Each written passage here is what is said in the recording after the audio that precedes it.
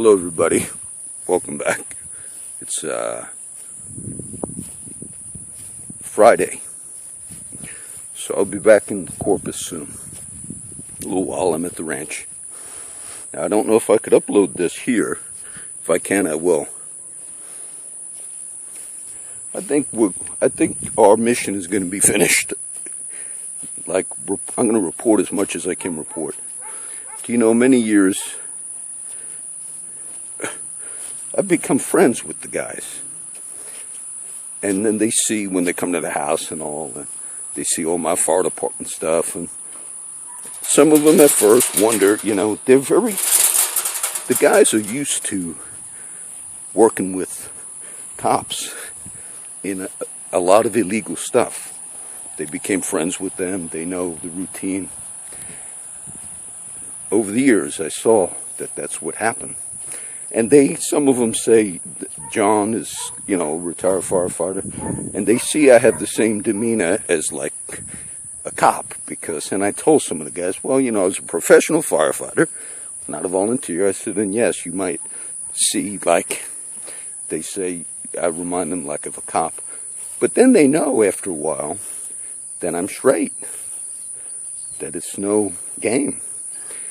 And then then they tell me, you wouldn't believe how many of the cops, John, that we work with.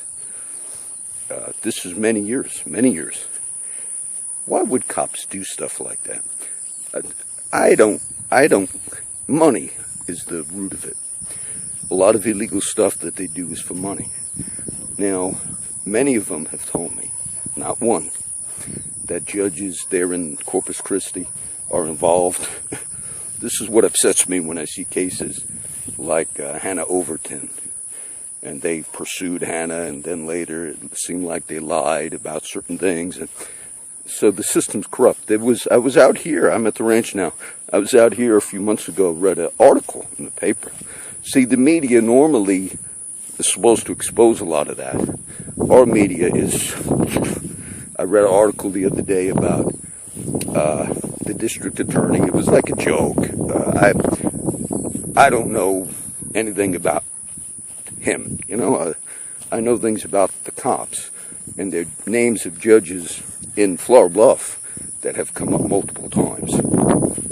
And also, some of the people that grew up together, went to school together in this area, later became cops or judges. You can become comfortable with a certain, my friends have told me judges get paid off. They pay them, and they're involved. And I want to make this clear. The stories I've heard over the years have never reported like Friends or any of that. But this is just over many, many years. It's upset me. The ones I was slowest to believe was that there's killings that go on there in Corpus Christi, especially in Flower Bluff, that were unreported murders. This has been told to me multiple times, many times, and I was slow for that one. But then there were some cases these last few years where in the media it looked like something else happened. Like, oh, this person died this way. You say, how easy it is, but it wasn't that. That's what the guys told me, it was not that. How easy would it be for them to kill people? It's not the murder thing is, when you have judges and cops in collusion, working with illegal things, the selling of drugs, resale of drugs, all of this, they don't want to go to prison.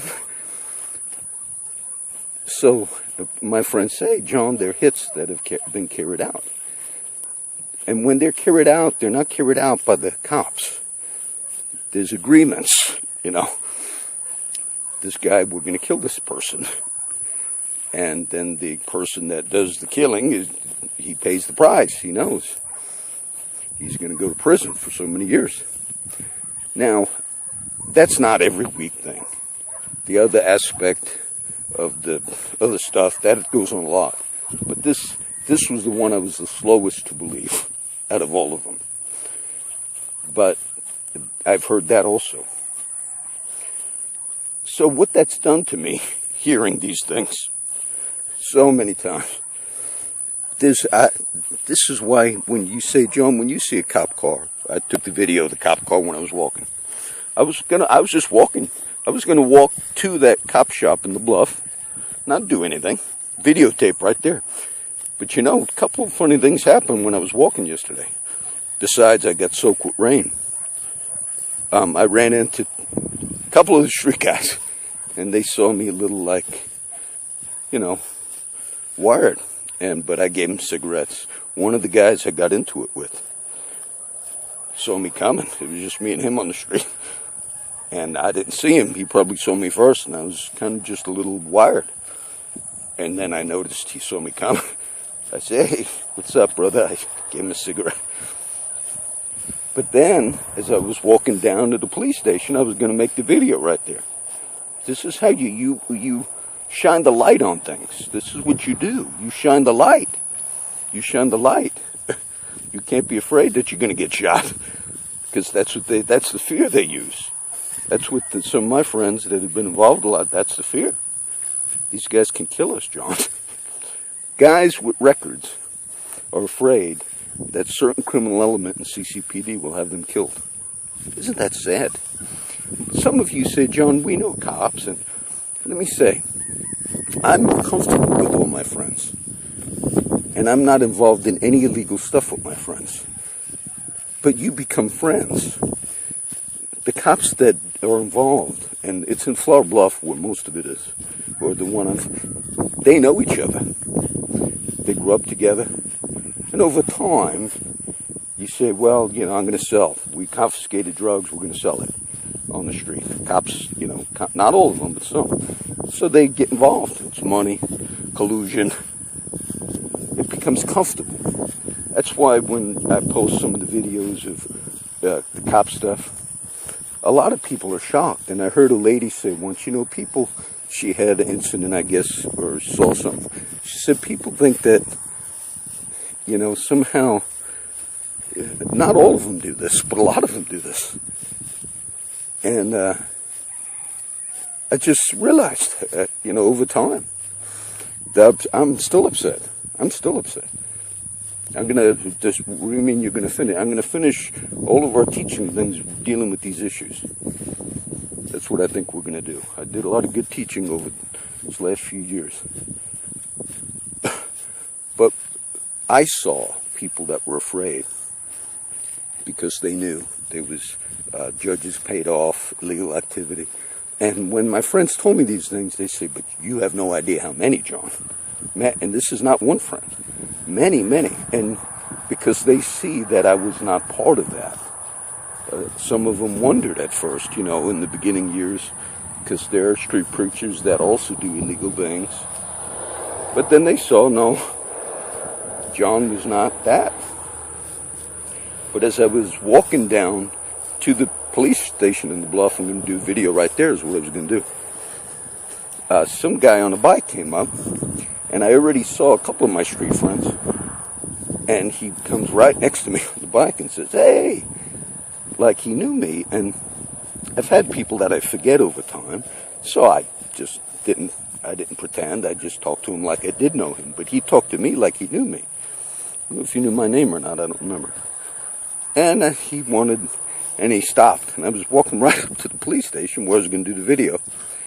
And he just wanted to talk. I'm doing good now, and how you doing, brother? And I was going to keep walking, but then it started raining, and I had to turn. I had my phone in the pocket, and I had to walk back to the house. Then I thought, you know, maybe they said, go.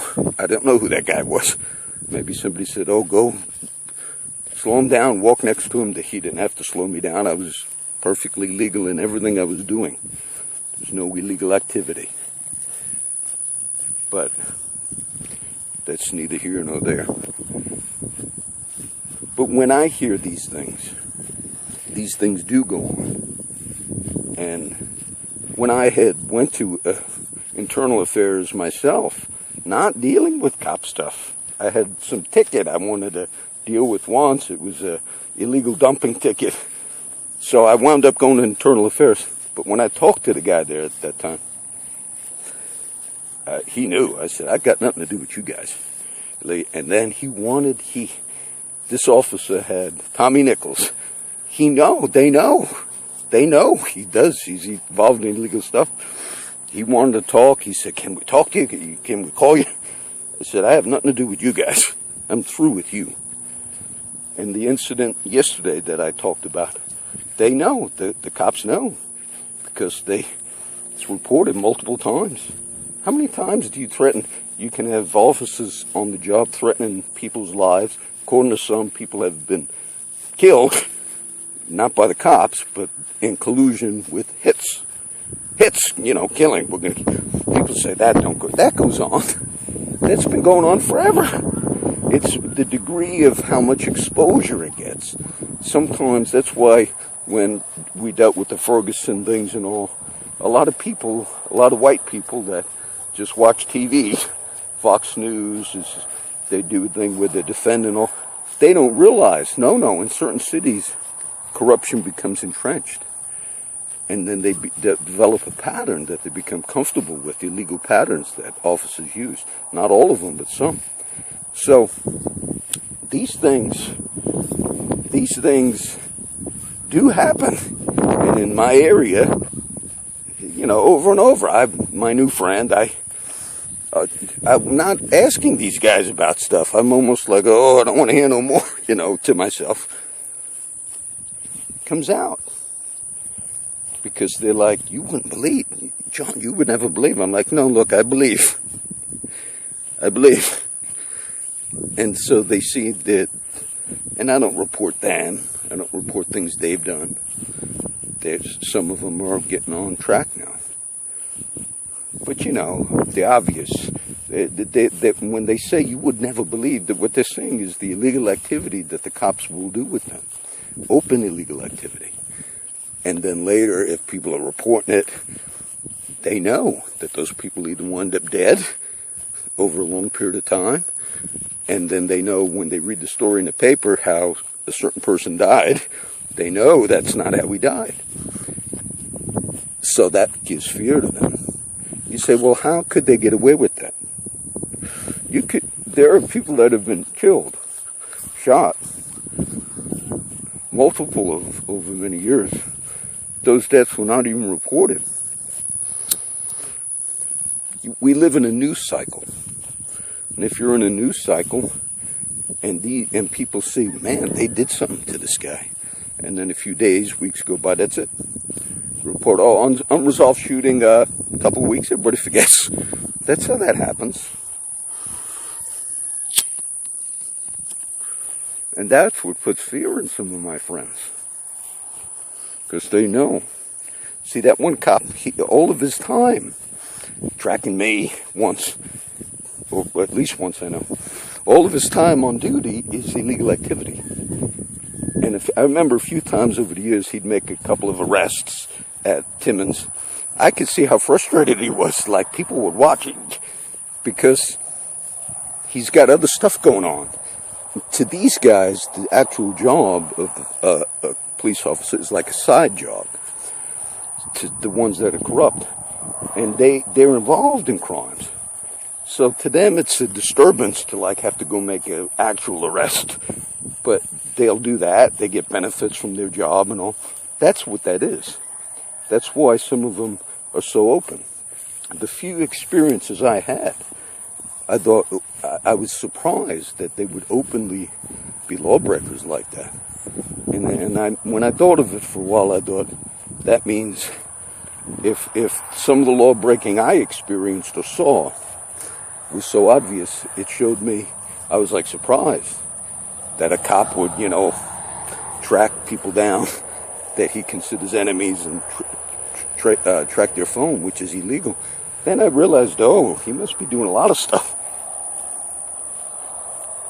And he is. But for all these cases, and then they're reported, and that the department itself knew because they told my friend, yes, he won't get you again. And I always wondered, I said, he must have hundreds of cases of threatening people. I'm going to kill you, I'm going to shoot you, disappear, I'll make you disappear, beating people up. Possible killings that did take place. just reached the end of it. I just reached the end of it. No person should live in a city. When I was walking in Laredo, I'll be honest with you, it's safer in Mexico, in Nuevo Laredo. If you knew what I know, than it is in Corpus Christi. And I've had people tell me, I was at the coffee shop one day. It was an older family. And we just started talking. And then I mentioned, I forget how it came up. I said, well, I write on these issues. This older man, I thought at first they were from Mexico. They lived in Cal Island. I said, well, I write about a lot of police abuse. Now, that man lived here for many years. First thing he said was, be careful. They will get you. See, people that have been here for a while and have family that maybe have, the normal person does not want to believe that they do this because it would make them feel uncomfortable. Many of my friends on Facebook, my New York, New Jersey friends, you see my Texas friends on Facebook, many of them, this happened to them. Many, I don't know if they make comments, I don't read comments, but you see some of my friends on Facebook, they will tell you, yes, this guy threatened to kill him. They know. It's not a matter. I used to think, well, once the CCPD finds out he's doing it. No, they cover that up. They cover that up. So that's what made me say, oh, you got corruption all through that department. The paying off of judges. I've heard that. And then it makes you wonder if there are people that have been killed by hits have been put out on people for various things over all these many years, and some of those killings weren't reported in the media. Then I thought, when the Judge Tom Greenwell was shot in the head in his chambers, no reporting on that. And there was a lady who was shot by the cops. I talked about her before. And they threw her in solitary confinement. They shot her a bunch of times. I met her at the flea market. She was a nice Christian Catholic lady. She believes that they killed that judge because he wasn't working in collusion with the other corrupt guys. And when I read that thing in the paper, there was no follow-up on Tom Greenwell's death. And it's very rare for a judge. I don't even think they can carry guns into they have a security thing. You don't carry guns. You say, well, there'd be video. Well, not if everybody's corrupt. If the people that are in charge of the detective division and all evidence, if they're all, part of it, grown up together, judge's family, no.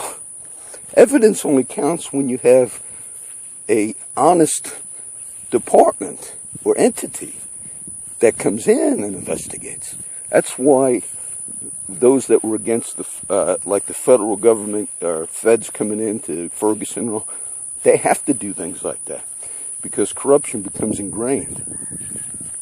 And the root of it is money. The root of it is money. And I realized the cops that are corrupt, I'm a retired firefighter. We didn't have that, we didn't deal with crime. But my job was the stability, to have benefits. I had good health insurance and all. But my main thing was doing ministry. And I realized the cops that are holding on to the job, that are corrupt like that, many in Flower Bluff do this, or some in Flower Bluff do this. Their job is a means to have the connections.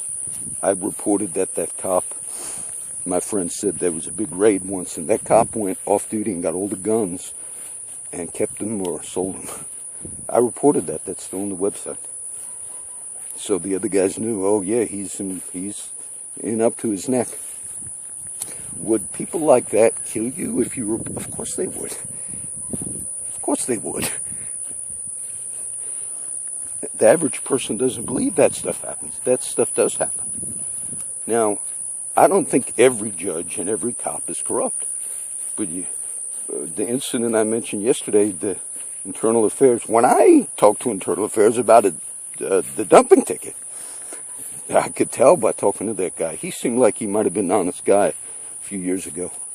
He wanted to ask, do you know anything else? A few things came up about my experience with that guy, and I said, that guy's crazy. See, riding my bumper, follows me all over fucking town. What else? When's the last time he did it to you? They knew. I said, I got nothing to do with you guys. You're a bunch of fucking criminals. You know, I was like that, talking to him. He knew. Because there must be a very long history. Any cop that threatens to murder you, you should be, that's normally a crime, a terroristic threat. You go to prison. Corpus Christi, you show up at that guy's house the next day in your police vehicle. That's what he did with my other friend, who I didn't even give a name. He showed up next day in the cop vehicle. So he spent his whole day in organized crime. Why? How come there's crime? If the guys that are supposed to be fighting crime are in crime, then you don't have crime being fought. So I think this is going to be our mission to finish. The guys have told me, look, you're going to get killed. That guy's going to have you shot, John. So you'll have these. You look, Tommy Nichols is the officer that I've had problems with. He's done illegal things.